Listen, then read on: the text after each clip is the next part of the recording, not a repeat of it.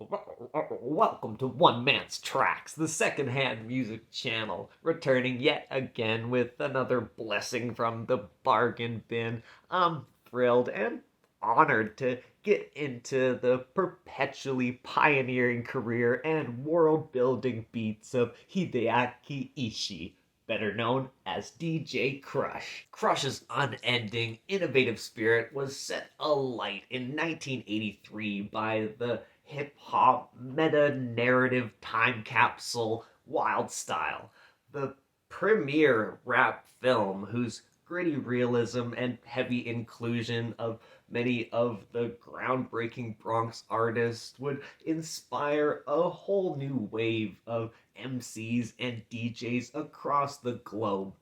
This film is responsible for turning a young, delinquent Ishii into the trailblazing man he continues to be today. He'd form his own crew, Be Fresh 3, meet DJ Go and MC Muro to create the Krush Posse, one of Japan's premier hip hop groups up until their disbandment in '92, after which DJ Krush would go solo and release his genre blending trip hoppy debut Krush in January of '94. With his demos circulating, it wouldn't take long before he'd sign on with the UK's Mo Wax Records to release Strictly Turntablized that November, and following that up quickly the following year with Meso, rapidly growing his European and worldwide profile with his signature punchy, hypnotic breaks. Continuing this productive period in '96 with a collaborative album called Kyoku with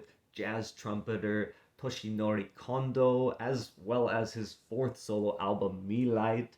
He released a mixtape called Hypnotic in '97. He released the funky minimalism of Katkutse in '98, and he'd close out the '90s with a DJ collaboration called Ryu, which would release their one and only LP Ga in '99. Cruising coolly into the new millennium with the release of the aptly named Zen in 2001, he'd then take a shift towards a more digital landscape, mostly due to weight restrictions of shipping his giant crates of vinyl along his worldwide touring, and he would produce his most maximalist, eclectic mix of tunes yet with this,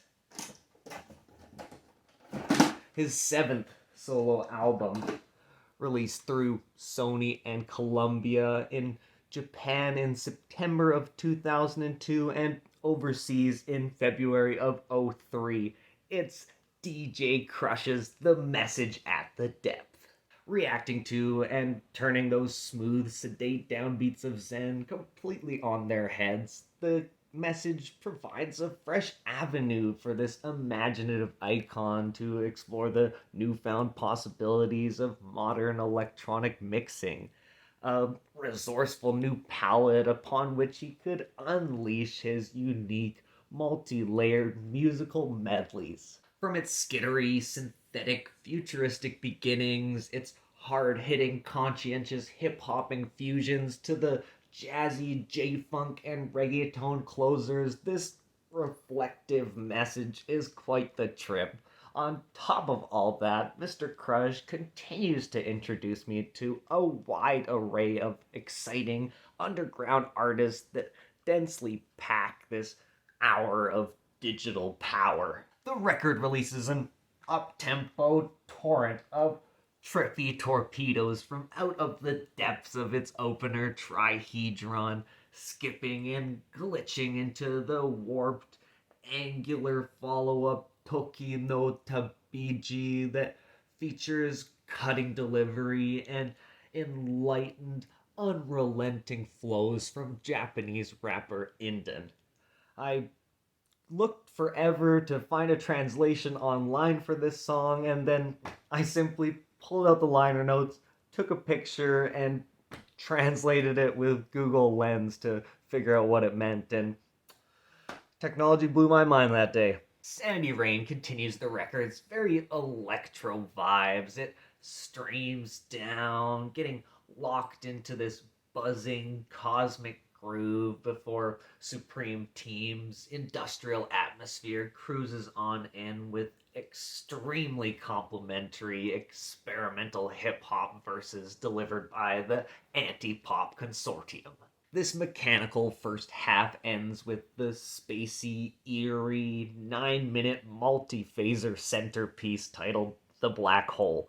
This record's abstract, ambient rabbit hole is an ever unraveling epic that skitters and drifts from one blistering breakbeat to the next. The second half sees a bit more of a return to familiar DJ Krush territory with the poignant, hooky songs for John Walker striking with its punchy, understated pulsations, its stripped down synths, and the threatening, hard hitting performances from the kings of avant garde hip hop, Anticon. A short subnautical drum break interlude called "Do You Hear That?" leads us to the moving, Latin guitar driven trip hop journey called Aletheou that's accentuated by Angelina Esparza's seductive harmonies.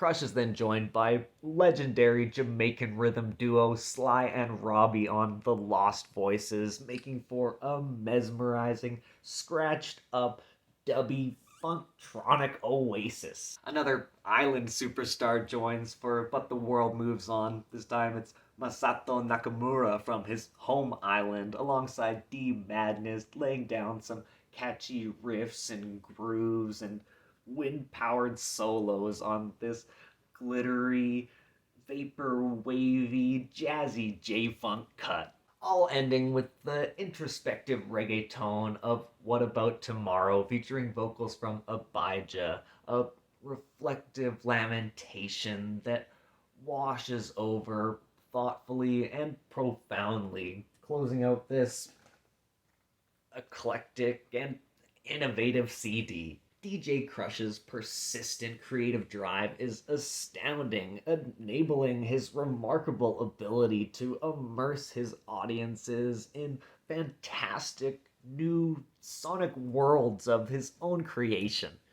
I, for one, am certainly enthralled and inspired. There's another 6 DJ Krush records following this one, each carrying that signature Krush aesthetic while still remaining unique and experimental in their own right.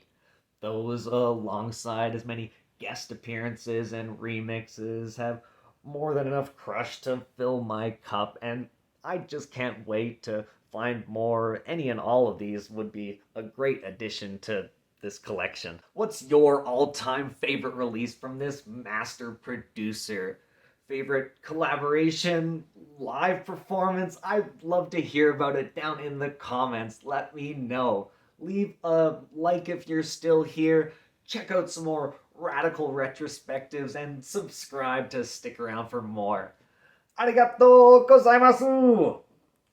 Thanks for watching.